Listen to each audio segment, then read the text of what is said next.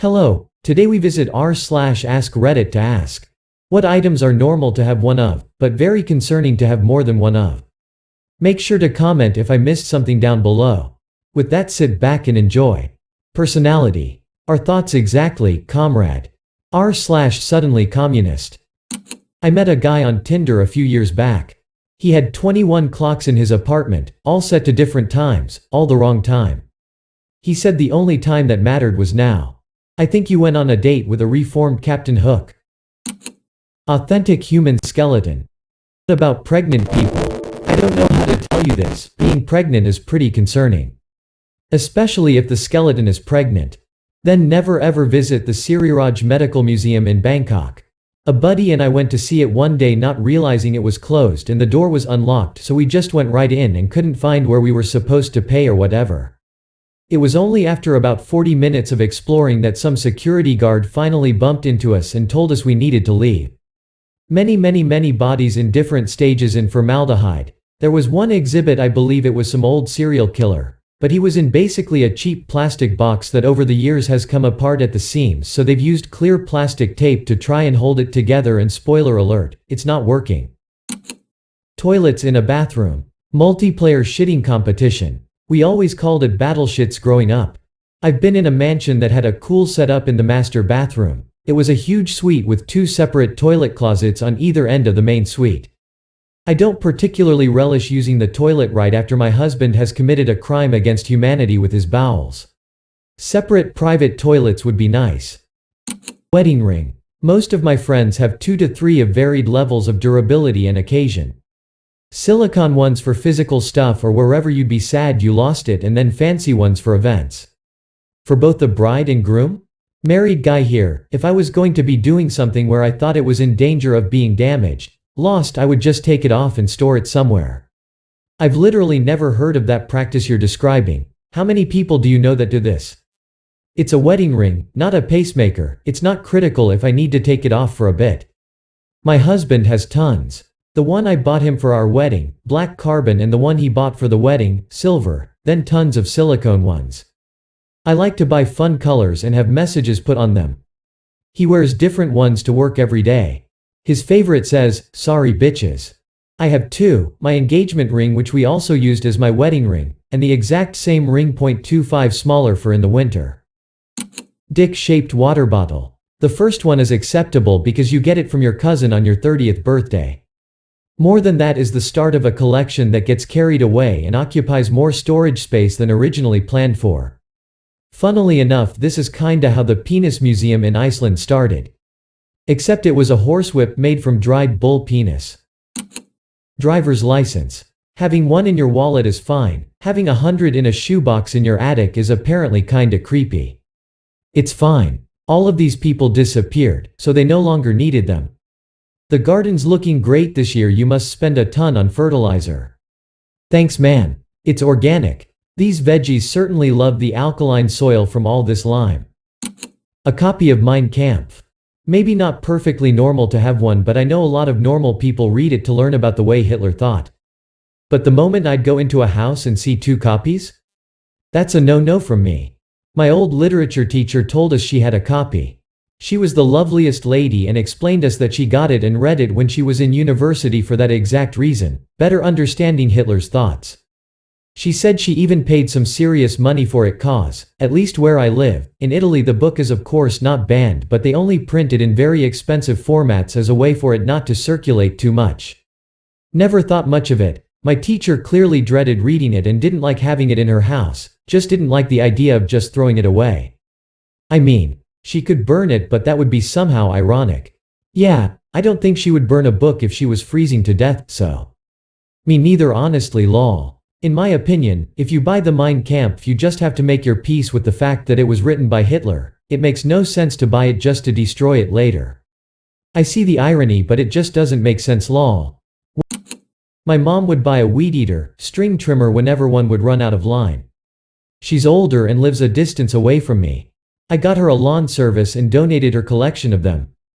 My aunt buys a new car every time she seizes the engine in her current one by never getting oil changes. What the duck? This is the same woman who once asked my dad to look at her car to see if he could figure out the weird noise it's been making all week.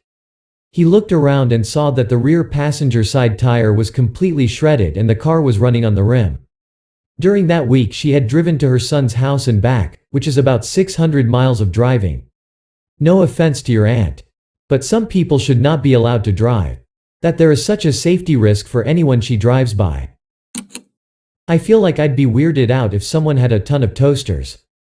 Edited to add, did not expect to wake up to this when I made this stupid comment lol. Also yes, I am aware celiac disease exists and people can have separate toasters for that. Anything regarding personal safety and allergy precautions isn't really what I was getting at with this though. Toasters was just the first thing that came to mind when I read the prompt. My mother-in-law has like 5 air fryers. I'll never understand why because she doesn't cook or actually use them. My mom has so many different appliances in her house. She never uses any of them, but insists she does. Half-brother gave mom a bread-making machine way back in 1994. She made like 2 loaves of bread with it that same year, and never touched it again. It sits in the basement. Yet if you tell her she should throw it out, she says she's always used it, she just used it a couple years ago. Yeah, if almost 30 years is a couple years. She has like 3 deep fryers in closets.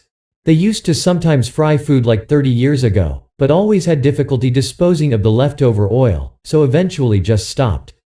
She has about 4 crock pots.